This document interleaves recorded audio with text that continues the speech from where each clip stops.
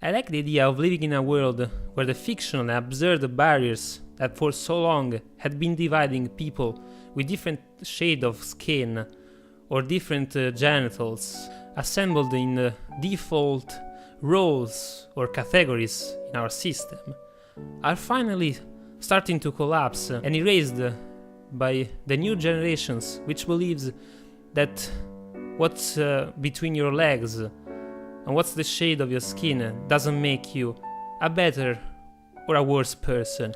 Actually, for the fact that changing sex is also possible in physical ways, and also for the fact that having certain feelings or emotions or qualities doesn't make you a female or a man no more, we are starting to realize that we actually are people that have different physical structures or physical differences deriving by our ancestors.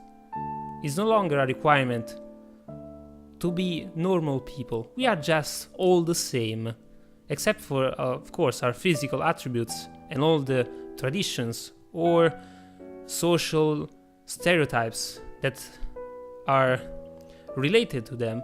At least we can say that many people of the last generations are starting to talk about being equal, no matter the sex or the so-called race. For those who still believe that mankind is divided in races, all of this is the current situation of a very long-lasting program and progress of those who fought for their ideals, for their right to be equal, such as, for example, females. As the subject of this video, I just want to disclaim that the following opinions of myself are those of me being part of the so-called dominant white race, male white race.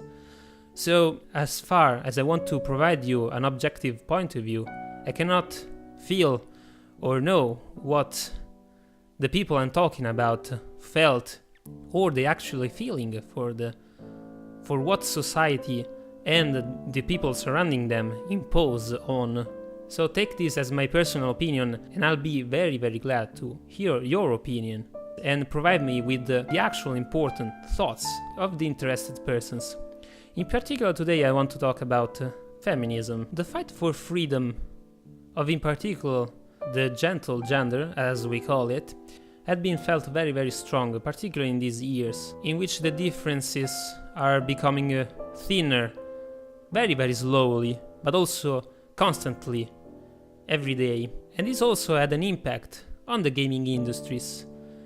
In the beginning, there were the absolute monopoly of male protagonists, and when they started to create games with female protagonists, they were only mainly made because to attract more male viewers, more male users, and that's a fact. Good-looking female main character can be much more attractive than other of our same gender.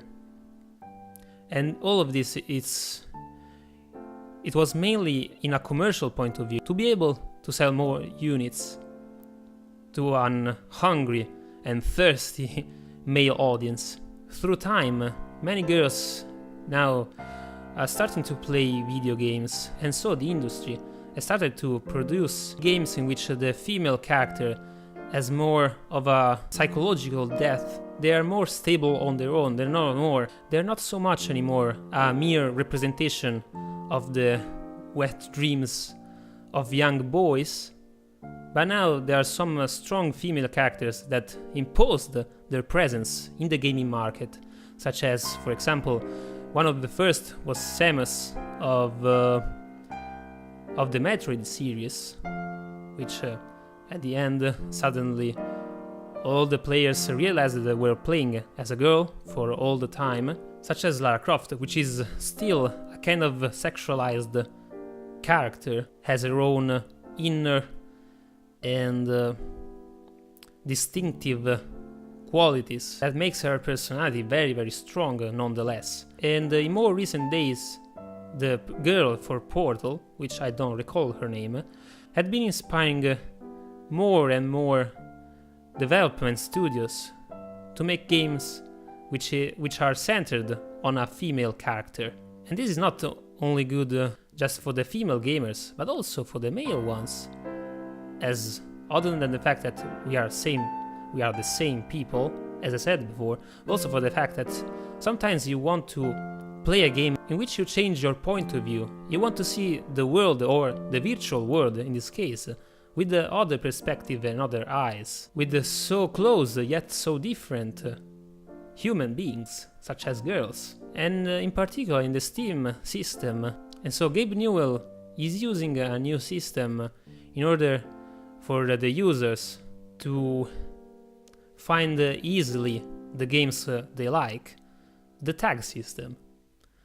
So you want to play a stealth game, you want to play an action game, just add some tags in the search bar and you'll be able to find your desired games in very, very less time. One day I saw the female protagonist tag, which is, I think, quite different from the others. While giving tags for a genre of game is something that is related to the game itself and non-directly to the person, this one feels a little bit more personal. I assume, and I can perfectly understand, that you want to play a game in which the character is very similar to you, especially when there are not many that resembles or look like the gamer, such as female characters. And so this method should be very efficient in order to provide gamer girls with the products that can make you feel more related to what the experience you're enjoying is. In my point of view, that's where the problem comes from. For the fact that the tag system is not particularly made in the favor of the users. It is an easy feature and system for the companies in order to know which are the preferences of their clients. They're collecting all the data you insert in the search bar, or that you show by the games you buy and play. So, if they provide you more games with the same genre as you like, which is with the same tags, they will be more sure of the fact that you will buy more of them, and so they have all the interests to give you all the games that are selected with this tag system. It's more profitable and it avoids the long-known difficulty in the economic system of knowing what the clients like, which is a very hard and huge obstacle the companies need to deal with. So with that, makes much more easier for the user, much more easier for the industry. With the female protagonist, they're not only dealing with the preferences of entertainment, but also with a very sensitive and tough subject. You're dealing with the hope and the willing of being recognized as equal members of your social group and life. It's a very important matter that should not be underestimated. The female protagonist tag feels to me as an easy way to greed and profit on especially the female audience. They are searching for a more personal and resembling of their image experience in gaming. I've discussed this with my mother, which is an active and determined feminist, about this subject, and she told me that in fact people want to see a character of the same genre in the place of the male, in this case, characters that have been covering the gaming horizon in all these years. And I can perfectly understand that, and it's very, very true. There's nothing wrong with that. There's nothing wrong in the fact that you want to see that you want to play as a person of your same sex. The point I want to stress out here is that this system makes you an easier target for the companies.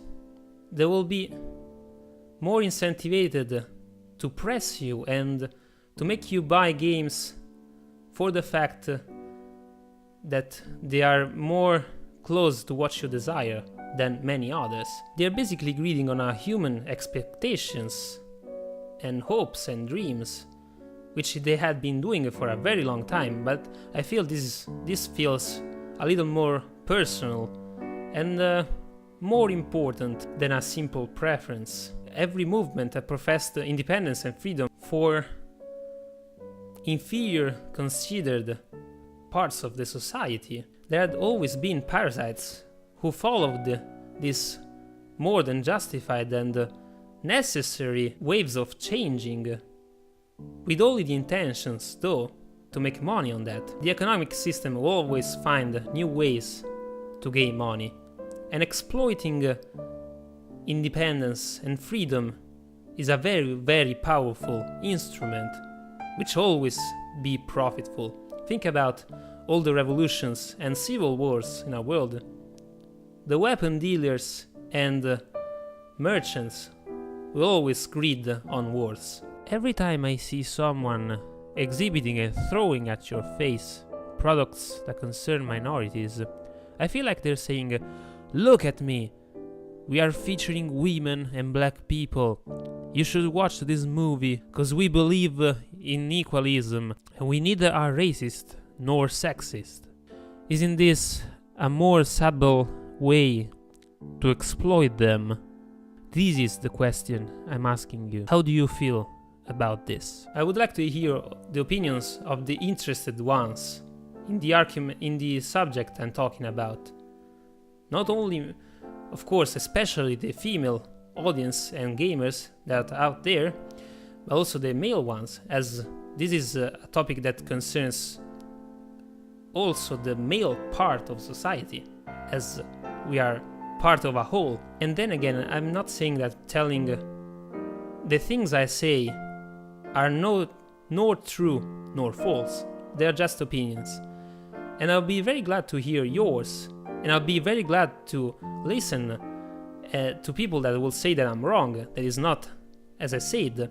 But the only purpose of this video is to make you think about what at first sight could be an appealing and innocent method to distinguish games, and maybe try to reflect more on that, as it could mean something very more important than that.